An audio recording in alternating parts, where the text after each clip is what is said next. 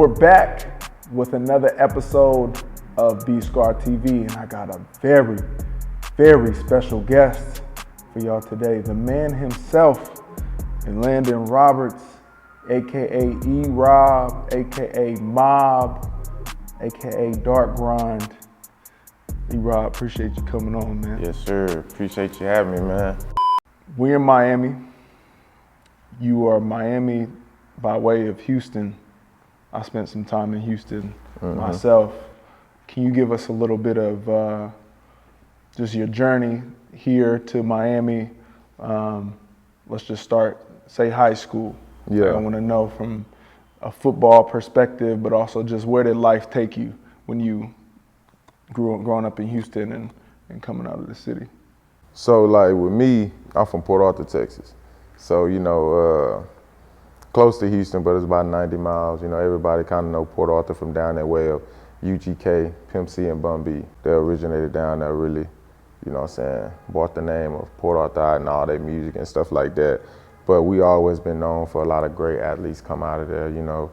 You can go way back to Bobby Lippo, won the Super Bowl with the 49ers. Then you have Jamal Charles, you know, and now then you have the Babineau brothers. One played for Seattle, one played for Atlanta Falcons. And, you know, I'm just one of the blessed ones being able to get in that category as one of the ones that actually made it to the league. And my journey, you know, started in Port Arthur, Texas. I graduated, you know, obviously from Port Arthur Memorial. I actually started off at Morgan State in Baltimore. Yeah, I read that in some of my research. So I went out there. I went out there for a semester, man. It was definitely a experience, you know, and that's why I always tell people being out there for me showed me appreciation for HBCU because it made me learn more than what I thought I knew about our own. I always tell people, you know, even though I was there for a semester, I will always be embedded with Morgan State. You know,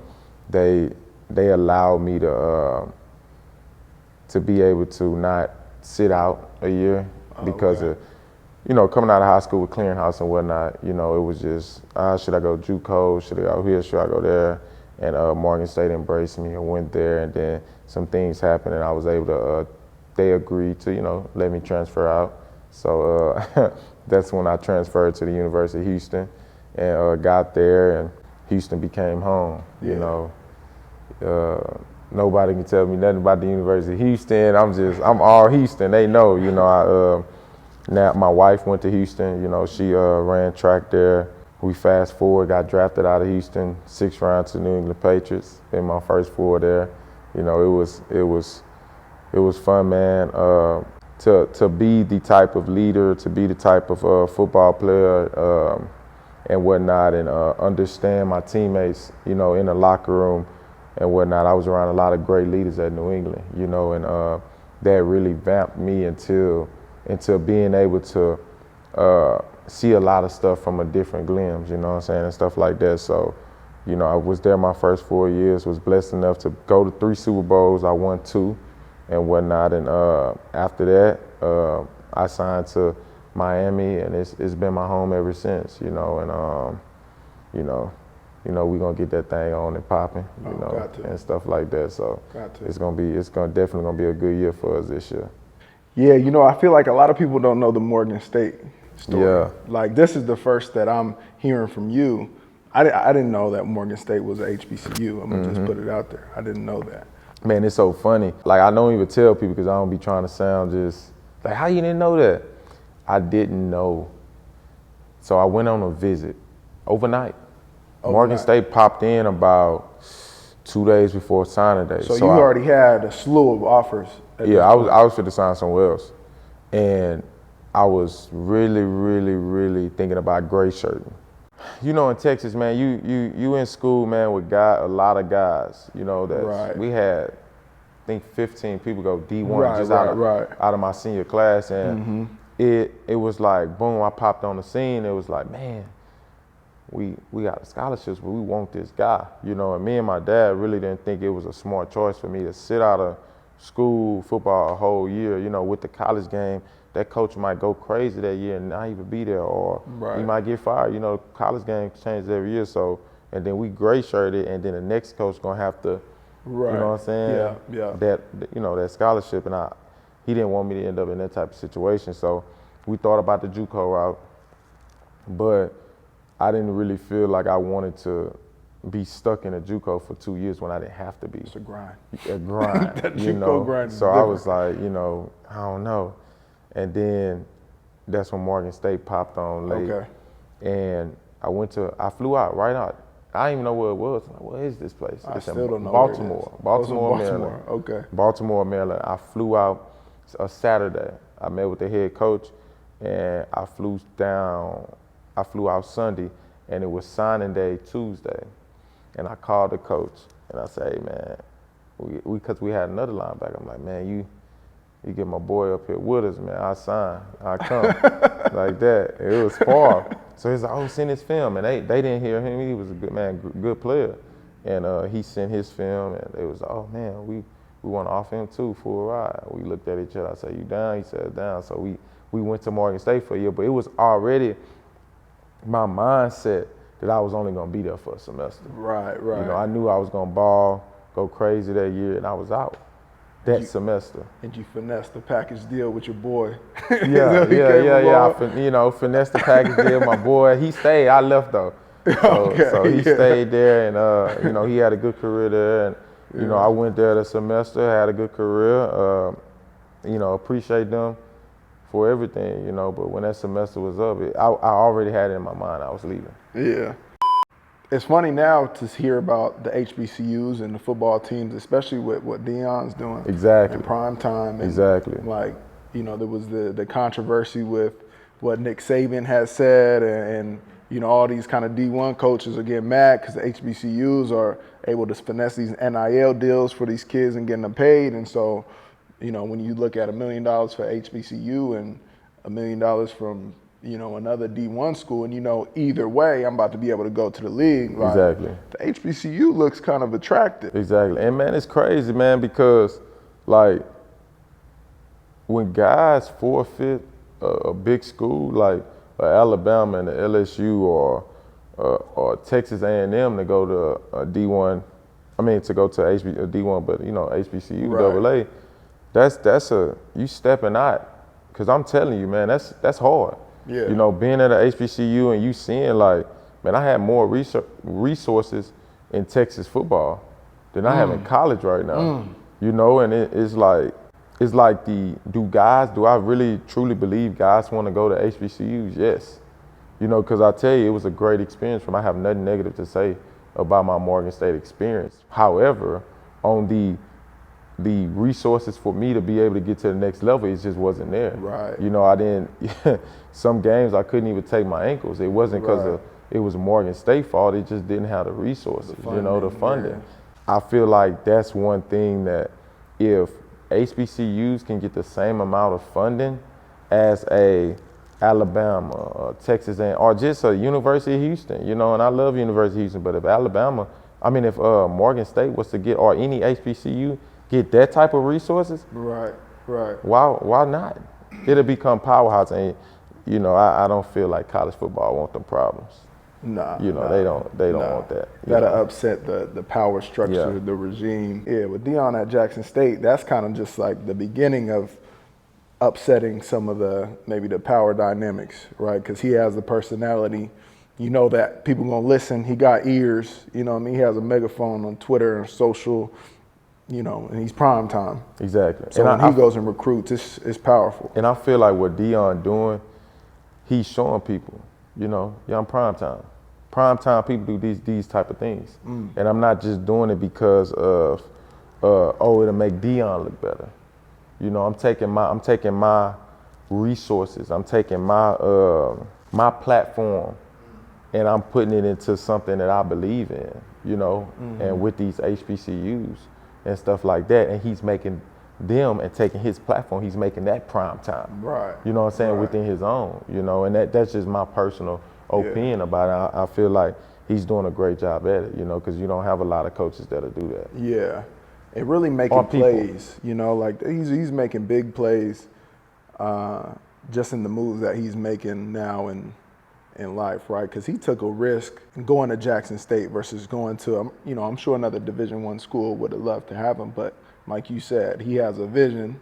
And the money ain't nothing purpose. to him. Yeah, and he ain't tripping on the money. He in full control. He's not dependent on nothing. Yeah. You know what I mean? And I think the ability to take that step, right, and be willing to take the risk, to accomplish something that hasn't been done before, or accomplish something that, you want to see.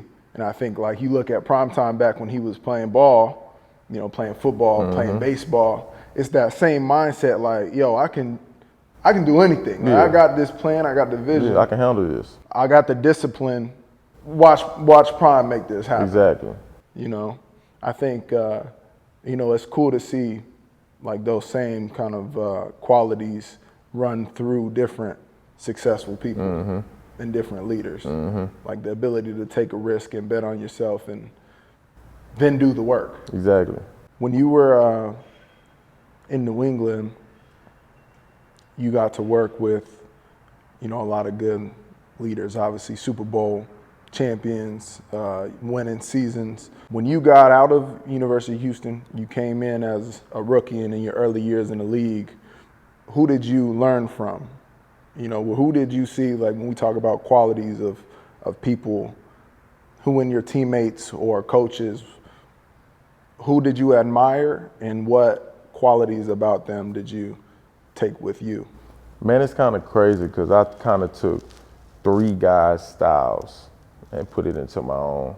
And I just watched how they moved and operated on a day-to-day basis. And that was Devin McCourty, Dante Hightower, and Deron Horman. Devin was the guy that's just like, bro, like everybody on the team always down at his locker and da-da-da. Like his style when he walk in, like, gosh, just, you know what I'm saying? Gravitated to him. And it was just like, and it was natural. Yeah. And stuff like that. And, with Deron, he was kind of the leader that just gave it to you raw. Like, look, not gonna lie to you. This what it is.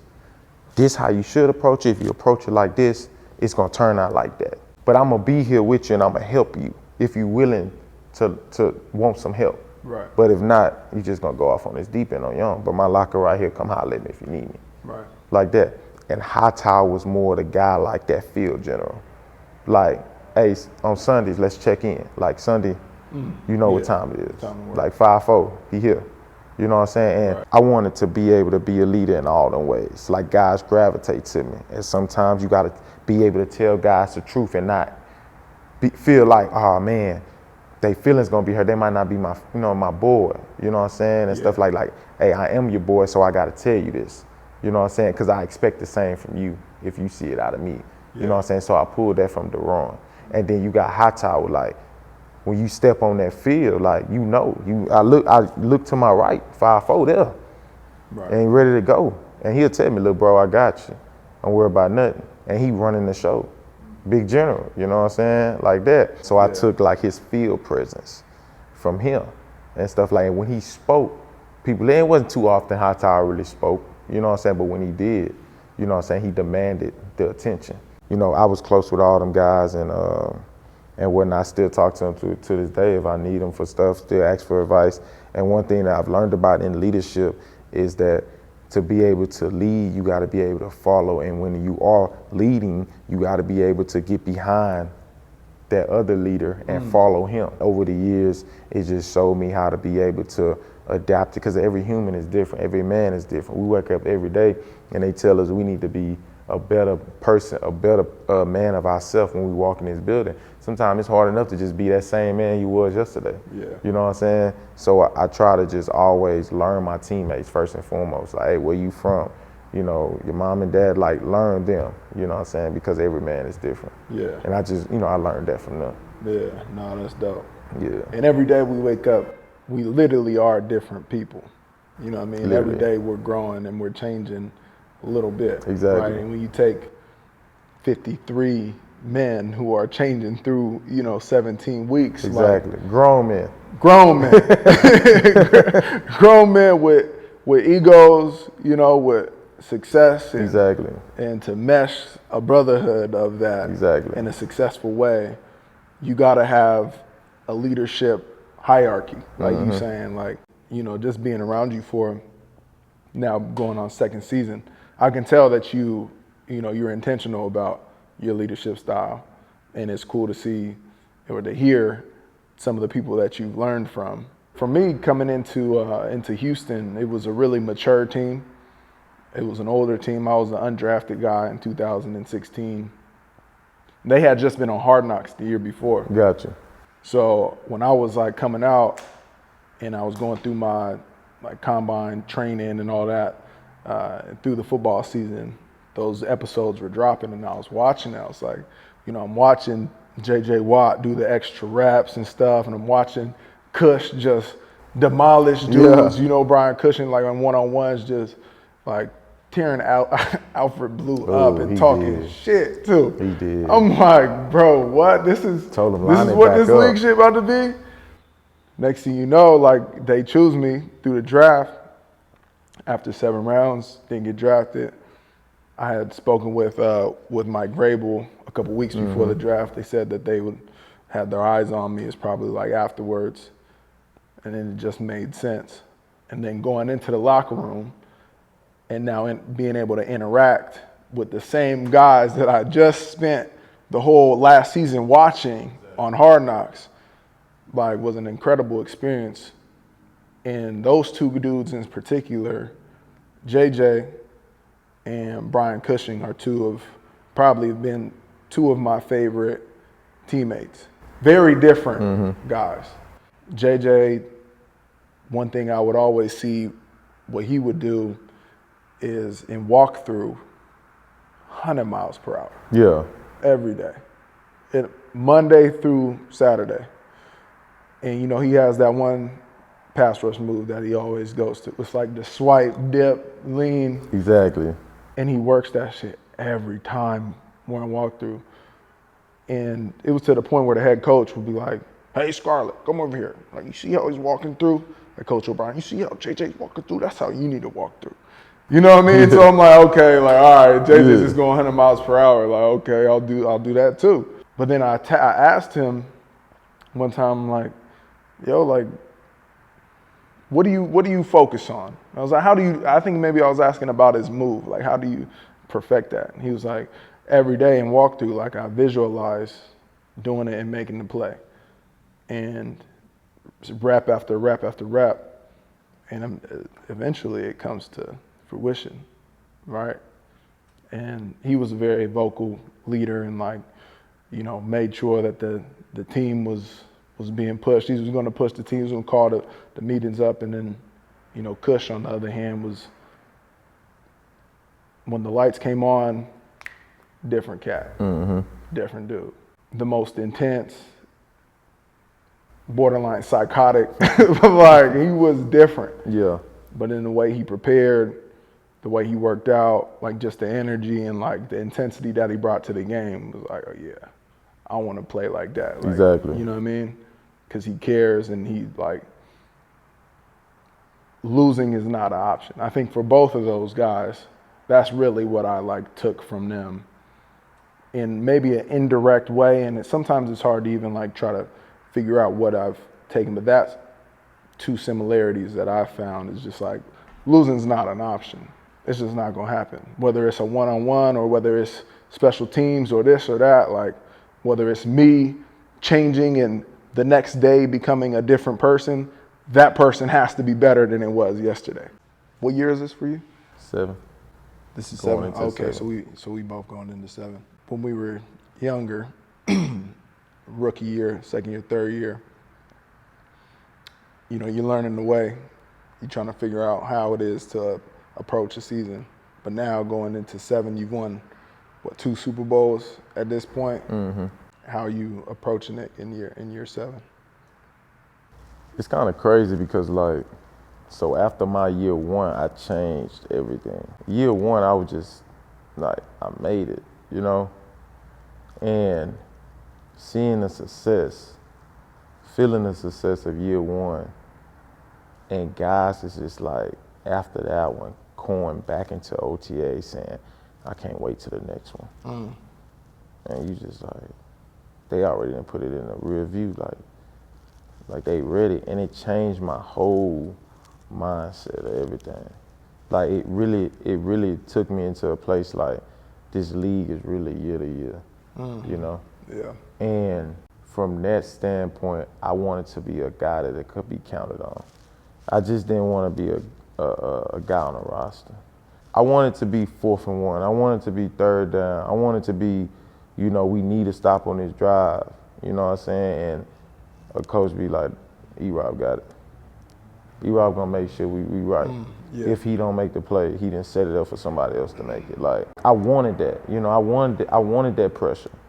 You know what I'm saying? Because I felt like I applied it. So I wanted it, you know, and stuff like that. And every year, you know, I tried to get it more and more and more. Like right now, going into year 7, like for me, my whole mindset is just like, I want people to be like, where did this guy come from?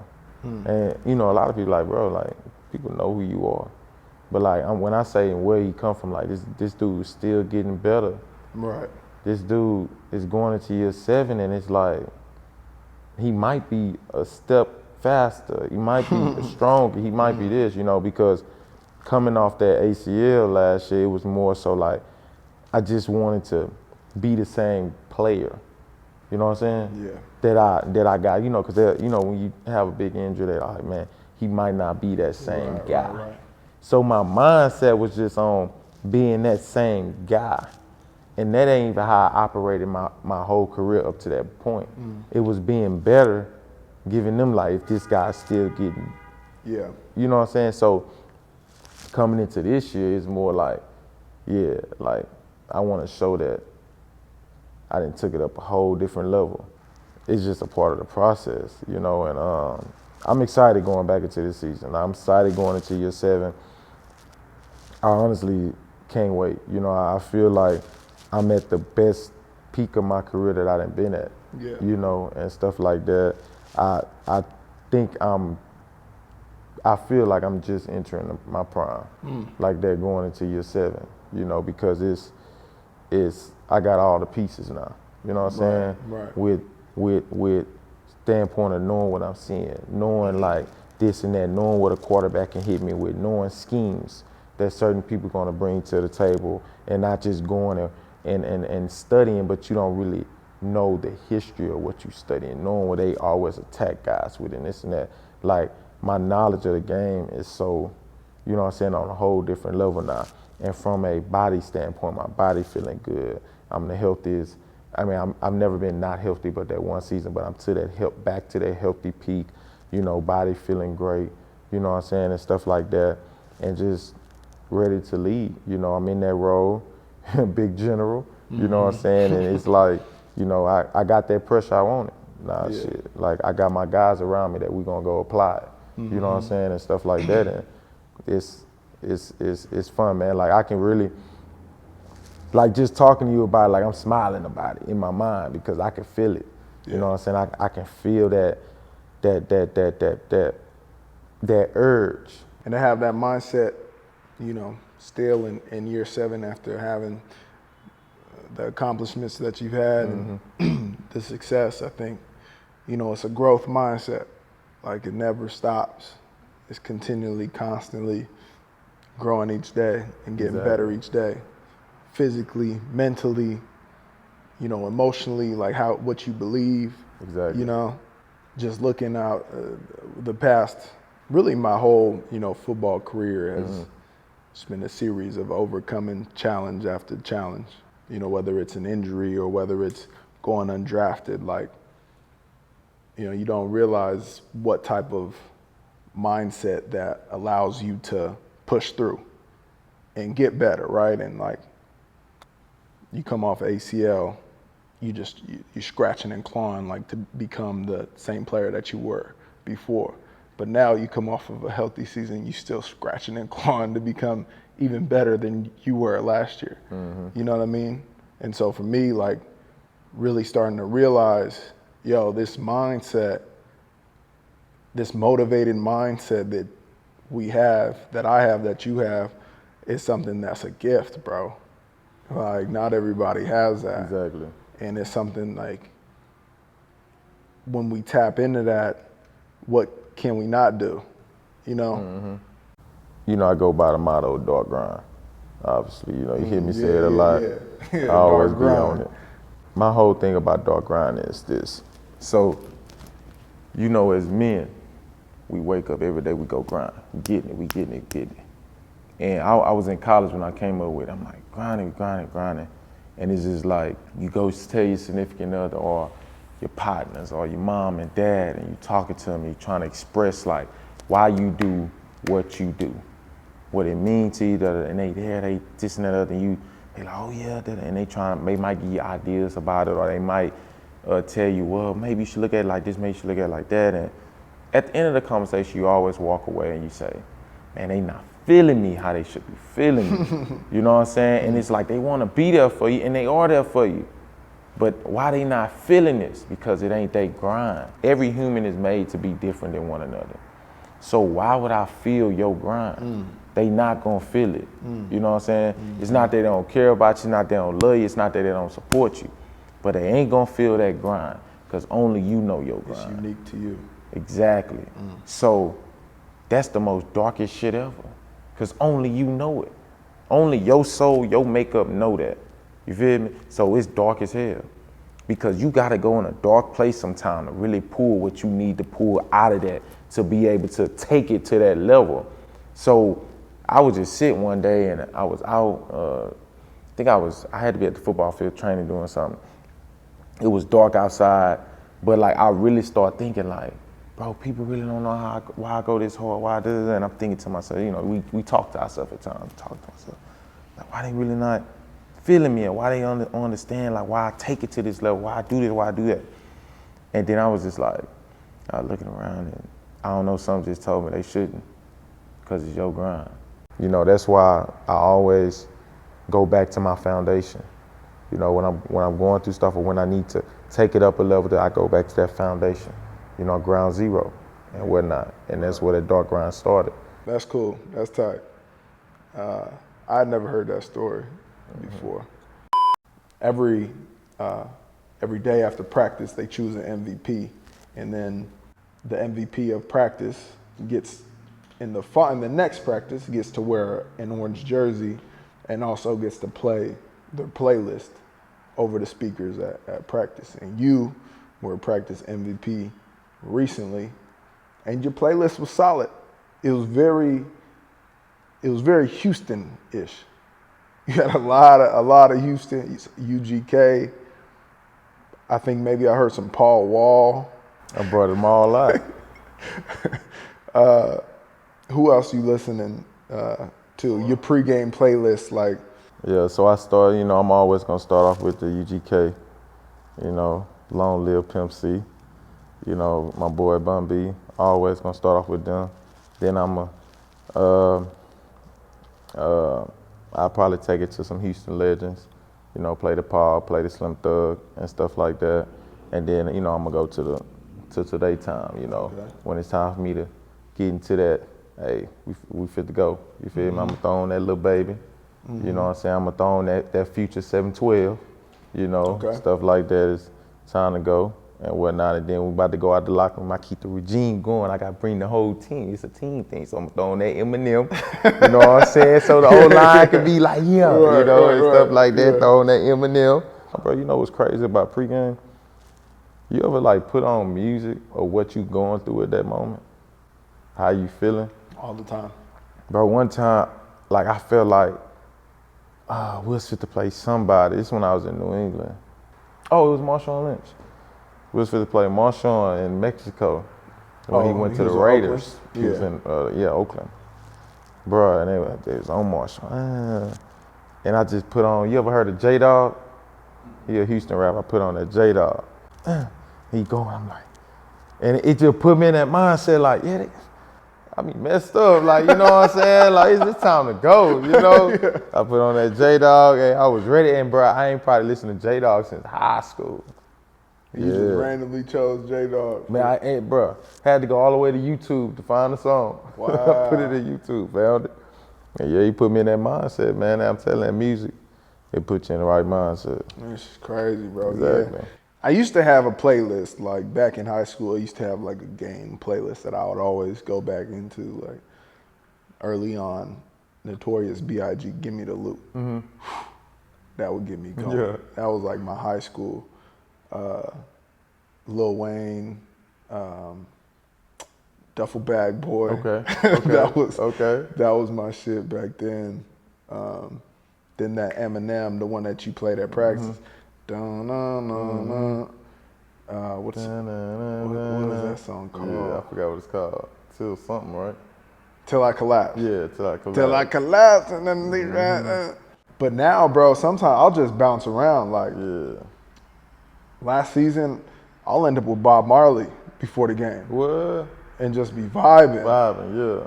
Like, and then sometimes like every few days or every like couple weeks, I'll get a text from Kush, and he'll send me like some songs. He's big into the techno thing. Yeah, okay. He put me on the EDM shit in that beat. Yeah, okay. When that beat just dropped. Sometimes I'll throw that on before the game and just be vibing. Yeah.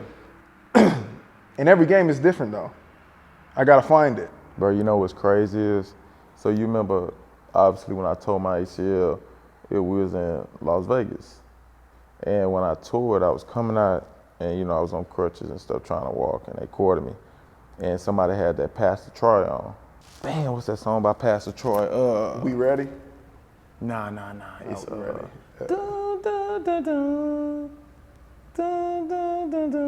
Yeah. And it was no lie. You know, we went back and played in the third game. Yeah. And I was walking in. I was just like, I could think of that song. Real talk. And I played it. And it got me in the whole, I was in like a trance. Cause I'm like, when I heard this song, I was at my lowest. Right. And I'm in the same building. And I'm back. And I'm about to let it be known today. And I put this song on, so the same one I got quartered out on hurt. Wow. I walked in there, same stadium. Head up, chest out. You know what I'm saying? And I'm same stadium, I'm playing, and I'm walking in, put on that Pastor Troy. Oh yeah. Then took that pick to the crib.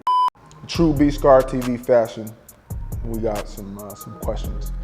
What's going to be the song of the summer? I don't know, bro. My song of the summer is that Future's 712. Off the new album. Oh my God, first song. Just go to the album and press song 1, let it ride. Like, where it go, I feel like it fit every vibe. Okay, what is your strangest celebrity encounter? Probably Mayweather. Mayweather? Yeah. He wanted to know, do we have the Domino's app? Like the Bones, I'm talking about. The game. Right. Yeah, like, yeah, go at me. All right, let's play. And he'd go sit way over there and just play you. Okay, if you put out an album, what would you call it? The Experience. The Experience. I like that. It just looked like it catch everybody's attention. Yeah, what's the best concert you've ever been to?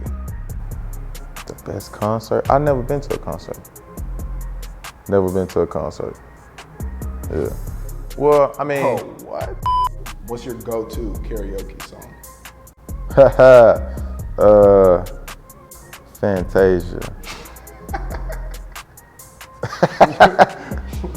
Which one? When I See You. When I See You. Yeah, that's my heart. What is the best bar for an IG caption? Front, back, side to side. Never let hoe ass niggas ride. Pimp C, baby. E-Rob, Dark Grind, Mob, as I like to call you. I appreciate you coming on the show and having a conversation, learning some more about you and your background and the Dark Grind and how you've become the leader and the man and the football player that you've become. I can't wait for this season. Go do our thing.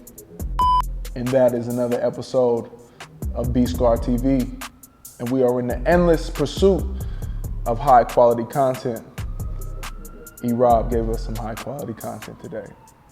Give us your feedback, constructive criticism, comments, Let us know how we done, how we did.